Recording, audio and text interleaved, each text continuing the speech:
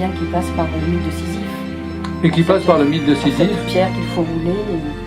Ben, la pierre cyclique qui monte la montagne et qui descend la montagne et qui recommence insensiblement, c'est-à-dire notre travail quotidien du lundi au samedi, et peut-être au-delà encore de la semaine, des mois et des années, c'est tout simplement le cycle de la condition humaine dont il ne s'agit pas de s'arracher. Sisyphe va continuer à porter sa pierre, c'est-à-dire son destin sur le dos, d'où le dernier mot du mythe de Sisyphe, il faut imaginer Sisyphe heureux. Donc l'existence est finalement un bonheur, une joie, une plénitude. Il y a des textes magnifiques de Camus sur la joie, et sur la joie qui est toujours liée chez Camus à l'idée de penser. Exactement.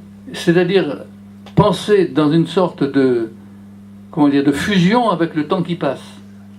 Penser et passer, si je puis dire, sans jeu de mots, ou sans euphonie. Il y a l'idée que la pensée est toujours en train de passer par moi. Et quand elle s'écoule en moi, quand elle s'écoule comme un ruisseau s'écoule, à partir de son origine et de sa source, il y a une sorte de rythme en moi qui s'apaise et qui m'apaise, de telle sorte que je prends conscience de mon existence. Et même si je me pose la question métaphysique par excellence, pourquoi y a-t-il quelque chose et non pas rien, je l'éprouve, cette question, non pas de manière artificielle, comme une dissertation à faire pour un exercice scolaire ou universitaire, mais je l'éprouve comme une scansion de moi-même à travers le temps et à travers les autres hommes. C'est pour ça qu'il dit qu'il juge que tout est bien à un moment donné. Quand il parle d'Oedipe et de ses yeux bandés, parce qu'il y a quand même une perception des choses à partir de son propre fond, c'est presque leibnizien, c'est ce fond de... Même aveugle, Oedipe pense que tout est bien. Tout est On bien, le voit dans exactement. Oedipe à Colonne, dans la deuxième partie de la dramaturgie de Sophocle. Oedipe est finalement heureux. Il est vrai qu'il est conduit par Antigone, ça aide. Certainement, certainement. Eh bien, écoutez, il y a ce lien qu'on pouvait faire aussi, parce qu'on a parlé du ciel, de la terre, il y a du souverain bien, donc chez Platon, on est passé quand même par le soleil, et puis l'étoile qui est toujours présente, parce que c'est vrai que quand on évoque les almatata, donc les choses qui brillent aussi, c'est les choses que l'on voit intellectuellement, et peut-être que l'étoile que l'on place devant soi, c'est aussi une façon de, non seulement comme vous l'avez dit, de se localiser ou de se repérer dans un univers ou un cosmos, ou d'être localisé, mais aussi c'est de voir plus loin, et c'est d'avoir cet astre qui est peut-être un peu disparu parfois, mais qui réapparaît et qui transcende la pensée. Oui, et qui, encore une fois, rythme le temps de notre vie. Voilà, oui. Et le temps de notre vie n'est rien d'autre que le temps de notre pensée. Pourquoi croyez-vous que lorsque l'on est plus âgé, en vieillissant donc, et en particulier quand on prend une retraite, souvent bienvenue par rapport à sa profession plus ou moins difficile, pourquoi est-ce qu'on a des difficultés à penser? Parce qu'il n'y a plus justement ce rythme de vie qui nous attache aux autres, socialement et politiquement et humainement. Et dans ce cas-là, la pensée tourne vite dans notre tête. Il faut la meubler, cette tête. C'est-à-dire la remplir de pensées en lisant, ou en allant au théâtre, au cinéma, ou à l'opéra, de telle manière que vous arriviez à répondre à l'appel qui est en vous, parce que cet appel, il est toujours présent. L'appel à penser est toujours présent. Parce qu'il est vie. Parce qu'il est vie, c'est la pulsation cardiaque, mais invisible. La pulsation cardiaque est visible, on peut la toucher, on peut la mesurer, on peut prendre son pouls. Prendre le pouls de la pensée, c'est plus difficile, mais on peut y arriver dans le rythme de la poésie, par exemple, dans le rythme de la musique, ou tout simplement dans le rythme de la pensée, quand on apprend à penser. Qu'appelle-t-on penser, demandait Heidegger? C'est cheminer à travers le temps pour donner un sens et une orientation à sa vie. Et vous dites d'ailleurs de manière très belle dans votre relation à Camus, ce lien qu'il y a entre le ciel et la terre et qui passe par une pneuma, par un souffle. Il faut que le masculin ciel, entre guillemets, se pose sur la terre, enfin, puisse avoir cet échange particulier avec elle, et ça passe par le souffle aussi, la pneuma, cher aux Grecs, mais aussi à Camus qui avait son problème de poumon. Hein, de poumon, oui. Oui, puisque dès l'origine, c'est pour cela qu'il n'a pas pu passer l'agrégation de philosophie, et donc devenir fonctionnaire, ce qu'a dû une plaise d'ailleurs, heureusement, qu'il a été, comment disait-on déjà, sa maladie, Une tuberculose. Tuberculose. Oui. Heureuse tuberculose, parce qu'on a eu il en a peut-être souffert. Oui, certainement. Mais pas tellement, parce que quand vous lisez les carnets, vous apercevez qu'il il intériorise sa maladie, il lui parle souvent. Il y tient. Un malade tient généralement à sa maladie. Tant que vous êtes malade, vous êtes vivant. Hein. Exactement. Quand vous êtes mort, vous ne tenez plus à rien. Ni à la maladie, ni à la mort. Puis surtout quand vous avez identifié votre mal. Quand vous avez identifié chronique, votre mal, c'est toujours le même. Vous n'avez pas peur, finalement. Vous savez ce que vous avez. C'est pas la nouveauté d'une l'annonce d'un autre diagnostic. Oui, sois sage ô ma douleur, comme, voilà. comme dit Baudelaire. Baudelaire. Hein. Et tiens-toi plus tranquille. Et tiens-toi plus tranquille. On va peut-être donner la parole au public. Vous voulez qu'on interrompe? Ah non, je fais comme vous voulez, mais on m'avait dit que vers 8h, 18h15, il fallait donner la parole. Mais si vous aviez encore une pensée avant de conclure, vous pouvez quand même. Nous vous autorisons à parler encore un petit peu, à déborder ce temps dont on a...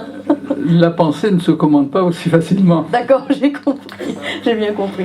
Non, ce que je peux dire simplement pour conclure pour l'instant, fausse conclusion ou fausse sortie, fausse fin, comme on dit au cinéma ou au théâtre, c'est que je crois qu'il y a profondément chez tout être humain, quel que soit son métier, quels que soient ses goûts pour la culture, la littérature, la musique, la peinture, tout ce que vous voulez, qui sont tous, disait Pascal, des divertissements, mais le divertissement, on peut en faire un bon usage. Pascal écrit d'ailleurs un texte qui s'appelle « Du bon usage des maladies ». On peut faire un bon usage des maladies, on peut faire aussi un bon usage de la culture et on peut faire un bon usage de la pensée. On peut aussi faire un mauvais usage ou un mésusage. Et le bon usage de la pensée, c'est d'essayer de répondre à un appel qui sourd sourdement en nous, qui pulse en nous, et dont on s'aperçoit surtout quand on est seul, dans une sorte de singularité qui nous permet, non pas un repli sous forme de protection, mais une redescente en soi. Je vous conseille, si vous me le permettez, de lire le livre 11 des Confessions de Saint-Augustin, dans lequel il est à la recherche de lui-même et il dit qu'il descend, je cite Saint-Augustin, dans les vastes palais de ma mémoire. Il compare sa mémoire, donc sa pensée, à des vastes palais avec des dizaines, des centaines, des milliers de... Enfin, c'est une sorte d'homo aurea comme celle de Néron à Rome. Vous savez que la villa de Néron était plus grande que la ville de Rome.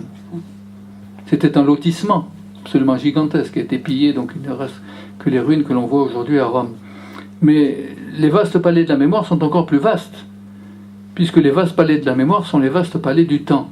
Et c'est dans ce livre 11 des Confessions que saint Augustin s'interroge sur qu'est-ce que c'est que le temps.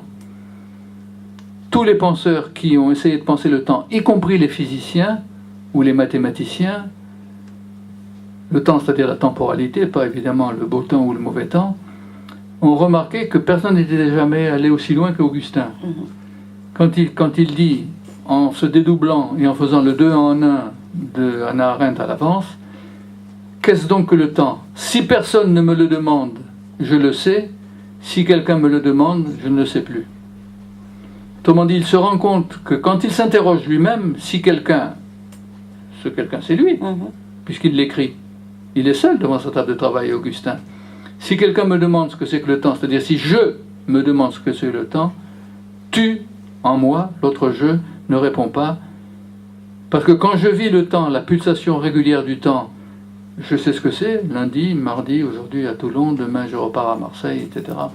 Ça je le sais parfaitement. Mais si je me le demande, c'est-à-dire si je pose la pointe de mon compas sur le temps pour essayer de le cerner, je ne le sais plus. Autrement dit, il m'échappe parce qu'il est invisible, il est impalpable, il est insensible, et pourtant il est là puisque à tout moment le temps passe et je passe avec lui. Et c'est cette difficulté de rythmer avec le temps qui est la marque même de la condition humaine. Il ne semble pas que les animaux aient une conscience du temps, ou en tout cas s'ils ont une conscience du temps, c'est une conscience à peine naissante, enveloppée si je puis dire, qui ne leur permet pas d'avoir une vie sociale plus organisée que nous. Parce que finalement, qu'est-ce que c'est que la vie sociale? C'est l'organisation du temps de travail, du temps libre, du temps marital, du temps des épousailles, du temps des semailles, du temps des moissons, du temps des vacances. Donc nous traversons à chaque fois des successions de temps, des phases temporelles. On pourrait prendre, je termine là-dessus, on pourrait prendre l'exemple du cinéma. Quand vous allez voir un film, quel qu'il soit et quel qu'en soit le contenu, ce film a une temporalité personnelle qui ne se confond pas du tout avec la temporalité vécue du spectateur. Le spectateur voit le film, disons un film de 2 heures. Pendant 2 heures, il est rentré au cinéma à 8 heures, il en sort à 10 heures ou 10h05. Donc ça, c'est le temps spatial rythmé par les horloges et par la montre. Mais la temporalité interne du film, ou de la pièce de théâtre, ou de l'œuvre d'art, ou de l'œuvre musicale, au concert, est rythmée par une temporalité interne. C'est-à-dire, c'est le montage du film, pour garder mon exemple. Et le film peut durer pendant... La temporalité du film peut durer pendant 20 ans, 30 ans, 40 ans. Je revoyais récemment Les Portes du Paradis de Michael Cimino, qui vient de ressortir en DVD, un film maudit qui a entraîné l'effondrement du système hollywoodien parce qu'il a coûté des millions et des millions de dollars et il a rapporté presque rien. Quand vous voyez ce film, vous avez une sorte de saga temporelle considérable qui dure à peu près 30 ans, concentrée dans un film qui dure 2h30 tout de même. Et tout est fait par l'artifice du montage. Quand vous prenez d'autres films encore plus célèbres que Les Portes du Paradis, Heaven's Gate, de Michael Cimino, vous apercevez que certains films ont été montés par les monteurs, parfois il y en a plusieurs, pendant 2 ans ou 3 ans.